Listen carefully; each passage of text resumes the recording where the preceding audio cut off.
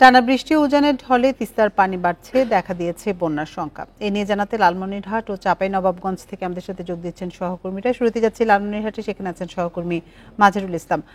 মাজার, আজকে লালমনিরহাটের পরিস্থিতি কেমন দেখছেন?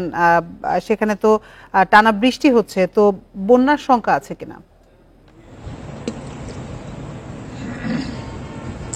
হ্যাঁ, আপনি ঠিকই বলেছেন। যেহেতু আমাদের সারা দেশের মতো লালমনিরহাটের সহ বৃহত্তর রংপুরে গত 3 দিন ধরে টানা বর্ষণ দেখা দিয়েছে এবং উজান থেকে যে তিস্তা নদীর পানি যে ধেয়ে আসছে এবং পাশাপাশি যে তিস্তা নদীর পানির পাশাপাশি যে গত 3 দিন ধরে যে বৃষ্টি অব্যাহত রয়েছে, এই অব্যাহত বৃষ্টিপাতের কারণে যে পানি অব্যাহত হওয়ার কারণে আমাদের তিস্তা সহ ছোট নদ নদীগুলো কিন্তু ইতিমধ্যে মানে পানি বৃদ্ধি পাচ্ছে। এই তিস্তা নদী বৃদ্ধি পাওয়ার কারণে কিন্তু লালমনিরহাটের যে তিস্তা নদীর যে তীরবর্তী অঞ্চলগুলো রয়েছে এবং চরাঞ্চল রয়েছে, এই সমস্ত এলাকার বেশ কিছু নিম্নাঞ্চল প্লাবিত হচ্ছে এবং এই পানি উন্নয়ন বোর্ড থেকে বলা হচ্ছে যদি এই পানি যদি অব্যাহত থাকে এবং উজান থেকে পানিতে ধেয়ে আসে, তাহলে কিন্তু এ ভয়াবহ রূপ ধারণ করতে পারে বলে জেলা পানি উন্নয়ন বোর্ড বলেছে। এবং আমি যদি একটু দেখাই যে আমাদের এটা হচ্ছে তিস্তা নদী,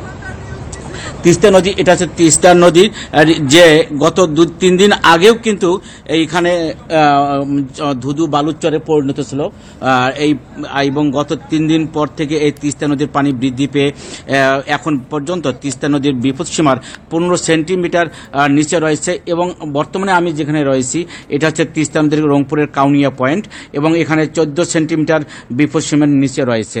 আর এই তিস্তা নদীর পানি বৃদ্ধির ফলে কিন্তু আমাদের চরাঞ্চলে যে বেশ কিছু সবজি চাষাবাদ করেছিল তিস্তা নদী চরাঞ্চলের যারা মানুষ রয়েছে এবং তীরবর্তী এলাকার যে মানুষ রয়েছে, এবং তারা কিন্তু রোপা আমন চাষ করেছিল এবং এই সমস্ত যদি পানি বৃদ্ধি পেতে থাকে তাহলে কিন্তু আবাদি ফসলের ব্যাপক ক্ষয়ক্ষতির আশঙ্কা রয়েছে। এবং জেলা প্রশাসনের পক্ষ হতে বলা হচ্ছে যে আমাদের ইতিমধ্যে তারা বিভিন্ন জনপ্রতিনিধি যারা রয়েছেন তাদেরকেও সতর্ক অবস্থায় রাখা হয়েছে। এই ছিল আমার কাছে সর্বশেষ।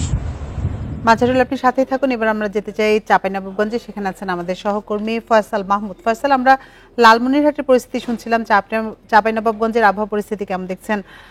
সেখানে এখনো বৃষ্টি হচ্ছে কিনা, সব মিলিয়ে আমাদের জানাবেন।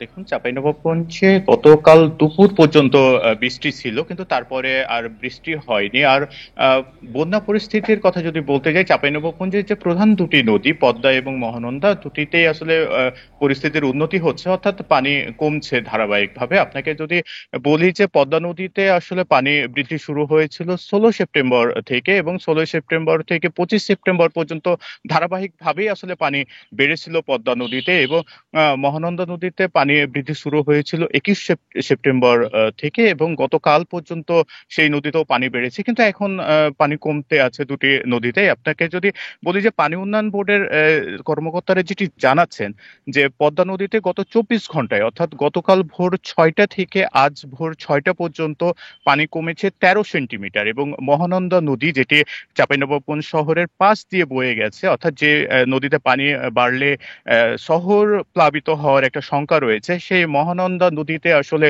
পানি কমেছে 5 সেন্টিমিটার।